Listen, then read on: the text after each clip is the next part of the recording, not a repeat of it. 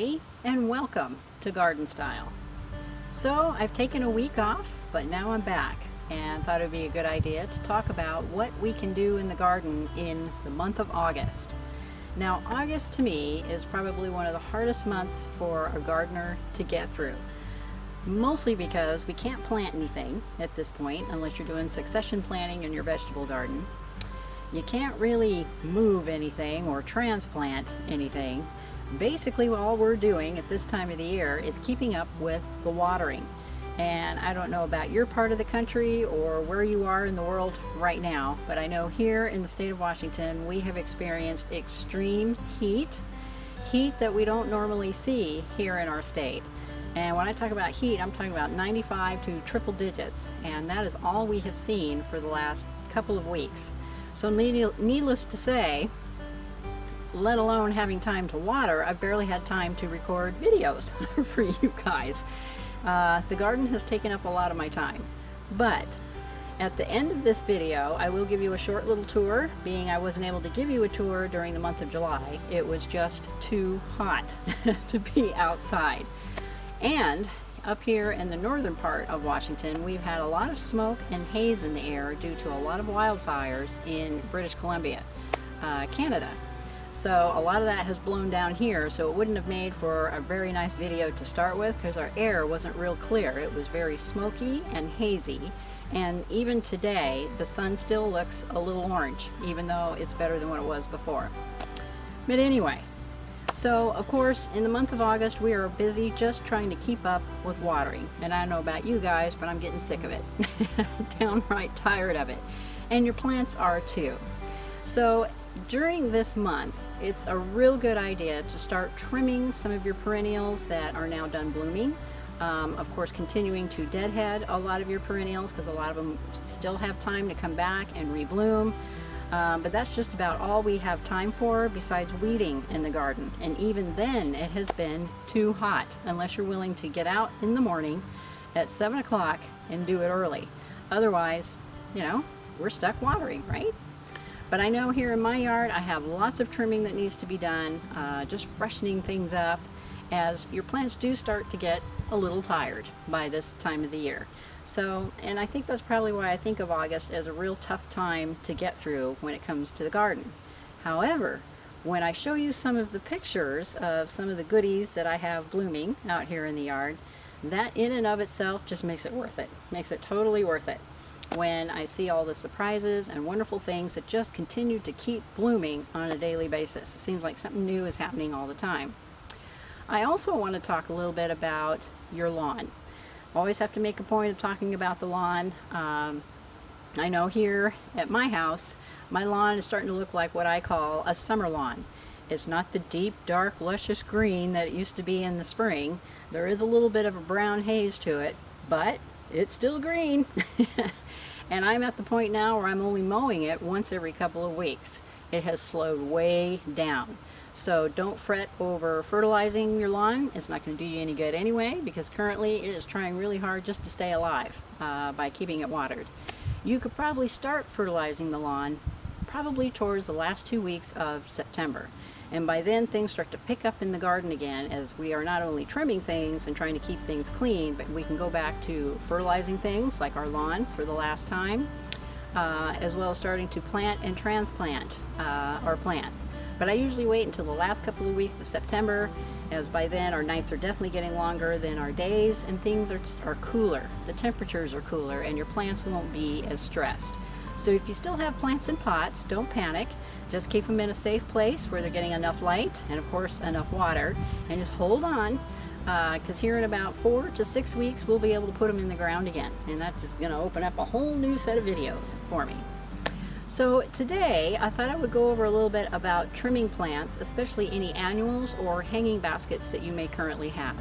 Usually by August they start to get a little tired too. So I do recommend putting another dose of fertilizer on all your annuals and your hanging baskets, just to keep them fresh, keep them blooming, and keep them going at least until the end of the month. And here in just a bit I'll show you how to do that. Some other things I wanted to talk about is when we're not planting and weeding and watering during this time of the year, this is a perfect time to head out and start finding some really colorful pots, some really neat ornaments, solar lights. You can do a little more hardscaping in your yard, whereas you can't do as much planting. And hardscaping and decor, as well as decorative items, add so much interest and whimsy to the garden that why not? Why not add some things to the garden? Being we can't do a whole lot of anything else. I also have a few items I'm going to show you that I have repurposed for the garden. I'm a big fan of repurposing items that normally we would throw away and find different ways of using them in the garden. And a perfect example of that is actually sitting right behind me here. You'll notice that I have this little arch frame that's sitting in the back of the garden behind these beautiful hydrangeas that are starting to bloom. And these are actually lace cap hydrangeas, where they're very lacy in the center, and then you have all the flowers sitting around on the outsides. And this is like a beautiful blue. And I inherited these. These actually came with the house. I just had to move them because they were sitting in the full sun and they did not care for that. So they're now here on the north side of the house. But typical items like this frame that you see behind me used to be a floor mirror. And the mirror broke, so it took the mirror out, took off the back, and now it has found a new life out here in the garden. So it adds a little more of a traditional touch to it, or Italian touch, you might say. But things like that are totally cool for repurposing in the garden. So let me take you on a little tour and I'll show you some other ideas, as well as the beautiful flowers that I've currently got in bloom right now, especially out here in the perennial bed. So let's go for a little tour. See you there. So here's a perfect example of a hanging basket that could use a little bit of a haircut. And all I do is I take a pair of scissors and start trimming off the bottom of it. I've got some longer stems right here that are starting to look a little scraggly, a little bloomed out. So I just come along and I just start trimming the bottoms of them. And what this is going to do is instigate new growth and of course more blooms, and they will start from the top and work their way down. And this will help freshen up any of your baskets that are starting to look a little tired and a little withered. Do not be afraid to give them a haircut. You still got another 6 to 8 weeks of these going into bloom. I also start deadheading any dead flowers off, and of course give them a dose of water-soluble fertilizer, and this will just keep them blooming their little hearts out as long as you keep up with the watering. And for me, it's been almost twice a day with as hot as it's been outside. So yeah, a little bit of haircut. You just trim off the very tips of your flowers. This also helps to even them out and keep them nice and fresh and blooming like crazy for the next couple of months. All right, there's a little lesson for you, and now for a tour.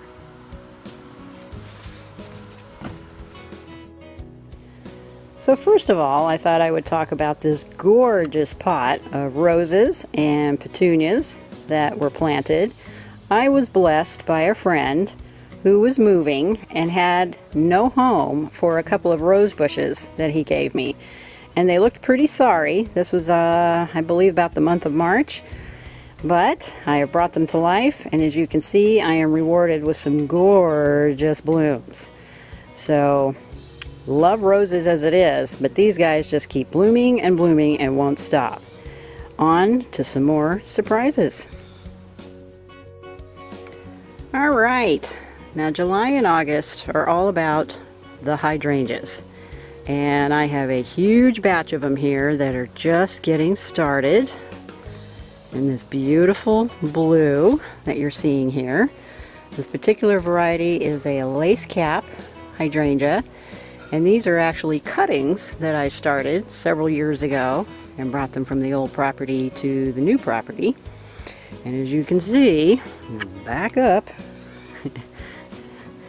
they've got an absolutely huge. This is all along the north side of the house here, and they're about to just bust out and bloom. And I'm going to walk through the archway here and just introduce you to a beautiful clematis vine. This was planted last year and it has climbed clear to the top. And I planted one color on one side and then planted a purple on the other side. The sun is beaming today, so I hope this doesn't glare too much.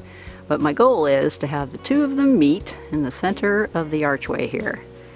And we'll have a mixed batch of color. And I just got lucky that I found a couple of them that bloom at the same time. But it is in its glory right now. As you can see, it is gorgeous, beautiful. And this is a summer blooming clematis, or clematis, however you want to call it, depending on where you're from. But beautiful addition. Anyway, back to some more hydrangeas. So over here, we also have the white, like mop head hydrangeas. They're blooming their little hearts out. But the one I want to introduce you to is right here. Look at this. Intense, like purple color. It's not blue, it's purple. Now I don't know if you guys know this, but with most hydrangeas, you can change their color. If they are usually pink, a little acidity in the soil, and this is the color you're going to get. And I just have a natural acidic soil anyway where I live, so they will turn this intense blue or a purple blue. These are very intense in their color. And also with the white, even though they're meant to be pure white, there is a slight tinge of blue in them, and I'm sure that is due to the fact that there's so much acid in the soil here. We're just blessed with natural acidity anyway, due to the fact that we have so many cedar trees, fir trees. It's just the nature of where I live, to have all this acidic soil. So the hydrangeas absolutely love it. They just go insane. And July and August are my favorite time of the year. And as we get towards the end of August and I start drying hydrangeas, I'll show you how to dry them so that you can bring them inside, make wreaths out of them. They're just amazing. There's so many uses for them. And I just love them, of course, in the shade garden, because this is just a lovely surprise during July and August. And they'll slowly start to turn color as they get older, which I love, because then they're like a multicolor. I have a couple other colors to show you. So here we go. So here's some other hydrangeas. These are magnificent. And I've had these in pots for a couple years now. And they're absolutely gorgeous. And they will get a darker pink as they get older. It's super pretty. And just God's little miracles. It's amazing, the creations that He can create. This is why I love gardening as much as I do. Alright, on to the next one. Here's a beautiful combination of calibrachoas and petunias and helichrysum. And I just love the purple along with the helichrysum. It just makes a beautiful combination, and they're just overflowing in the pot. Alright. So here's an outside view of the perennial bed in its glory. And you'll see in the forefront right here we have liatris, beautiful bulbs, and of course we've got cone flowers, bee balm, phlox, a little bit of lavender down here at the bottom. I have a little bit of everything. And as I start to walk a little closer here, I'm going to zoom in a little bit on this plant, which is goldenrod, and it is now loaded with buds, and this will be just a sea of yellow. This is beautiful going into the fall, and this is one of those perennials that I allow to just do their thing. I don't bother cutting them back or anything, because even when they die back they look pretty. But that's goldenrod there, and of course a few cone flowers, as you see here, one of my favorites. Love these flowers. We have bee balm towards the background there. And another one of my favorites is the phlox, as I get a little closer here. Alright, moving on to some more. Look at this beauty, and you can smell it a mile away. Nothing like oriental lilies in the garden. And I kind of got them mixed in with penstemon right here, who could certainly use a trim. And then towards the back here, we have some Joe Pye weed, which is now starting to bloom. And I love those as well. These are fairly young, but they'll usually get to about 5 to 6 feet tall. Extremely hardy. Hardy from zones 3 all the way to 11. In fact, just all of these plants are extremely hardy. So depending on where you live, don't be afraid to grow them. And then right below here, of course, more liatris. And Liatris is fabulous. It's a very drought tolerant plant and is also extremely hardy from zones 4 to 11. And here is a beautiful barberry bush, which it has this beautiful kind of pinkish tinge to it. This is all new growth from this year. Another extremely hardy shrub. It is deciduous. And the cool thing is, I'll show you in the fall how this turns just a deep, bright red. It really stands out in the garden. This is by far one of my favorite deciduous shrubs because it's pretty year-round. Love it, love it, love it, and it's very drought tolerant. I only water these once or twice a month. Even when it was 100 degrees out, these things barely blinked an eye. So highly recommend them. They are vigorous growers, so you will need to trim them in the spring in order to keep them under control. Otherwise, they will grow you out of house and home. Here's another beautiful perennial, very drought tolerant, and this is Russian sage. Yes, it is an herb, but I grow it for the flowers more than anything. And again, very drought tolerant, and these guys will keep blooming right on up until the first frost. Gotta love it. Look at these, aren't they cool? This is gooseneck loosestrife, and a lot of people are afraid to plant these flowers just due to the fact that they can get a little vigorous and want to take over your garden. But they're actually really super easy to keep under control. I just go through and I pull them out. If they're growing in a place where I don't want them, I just yank them. But I love them, especially mixed with rose bushes, so when the roses aren't blooming or they're looking a little scarce, these actually fill in the holes. And they just have the coolest shape to their flowers, which is why we call them gooseneck. Aren't those neat? And there's just a sea of them out here, as you can tell, blooming their ever-loving hearts out. And this is another super hardy perennial, good from zones 4 through 10 or 11, I believe. But yeah, these are awesome. And I transplant these in other parts of the garden as well, and they're very good in full sun to part shade. But aren't they fun? They're just fun. Look at that. This is a canna. This happens to be Black Beauty, is the variety of this particular canna. These are another awesome perennial. These are actually a tuber bulb, and I actually saved these over in the garage. And as you can see, it has a next door neighbor here. This is Tropicana canna, and then right next to it is a tiger canna. These two haven't started blooming yet, but I can tell already they're getting ready to shoot up some buds, and this one just shot up early.